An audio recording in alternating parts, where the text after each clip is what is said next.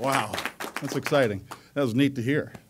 That's exciting to hear. I'll tell you what, thank you. Thank you, JK. I appreciate that. Thank you all for coming out today. Appreciate you all being here. I'll tell you that from day one, when I got the call from him and got a chance to hear about the vision that he and Charlie Ebersol and Bill Polian had put together about this new league, the AAF, I was excited. I'm still beyond excited, as you can probably tell. That vision of putting high-quality professional football on the field in the spring, fueled by an alliance between the players, the fans, and the game itself, really excites me. I'm humbled. I'm humbled and I'm honored to get this opportunity. That doesn't come very often. As a little skinny kid coming out of Notre Dame, one of the first calls I had when I got drafted to the New York Giants was with Coach Lewis. People don't know this, but he was my first defensive coordinator with the New York Giants. He was a part of the staff that brought me in. And if I was going to tell you anything about Coach Lewis, I'll tell you this. You're going to get a committed guy, a guy that's a no-nonsense guy, a guy that's a teacher, a guy that is more than X's and O's. Obviously, he knows the game of football, and he knows it very well, but he also knows how to be an example for those players that he's going to be commanding. And he's going to be committed to making sure that they understand that they're going to do things right, not only on the field, but off it. He's a family man, a man that's going to be committed to the community.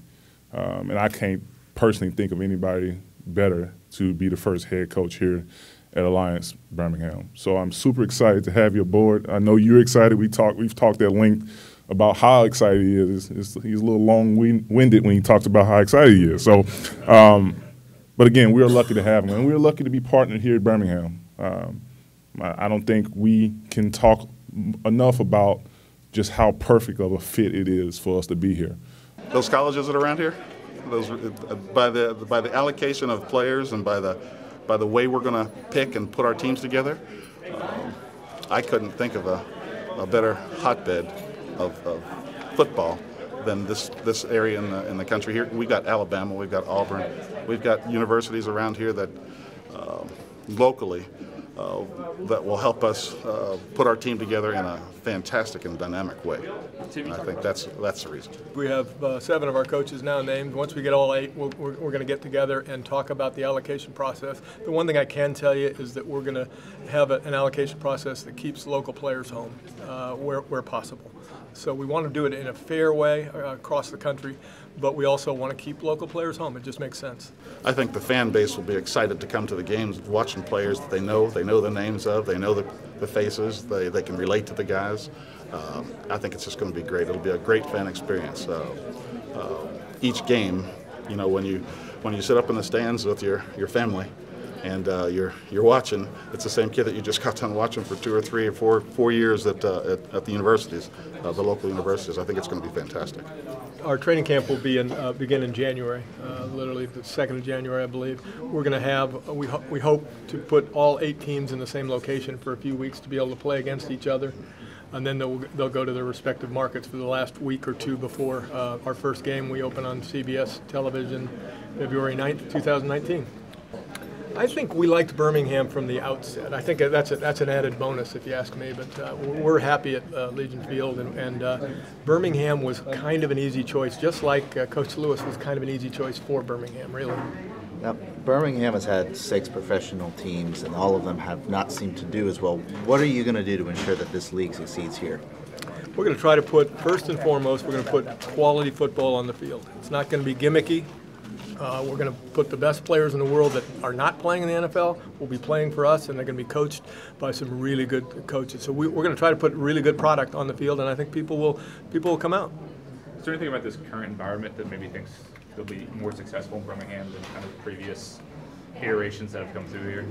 I don't know if it's the current environment. I think there's an appetite for it here and elsewhere in the country. When you look at, we looked at the number of people that watch football and then watch no other sport after the NFL season's over. There's a huge number, it's 20-some million people, and we think there's an appetite for it. And of course, Birmingham is such a great football city. We think if we put the right product on the field, and if he can go undefeated, they'll get huge crowds.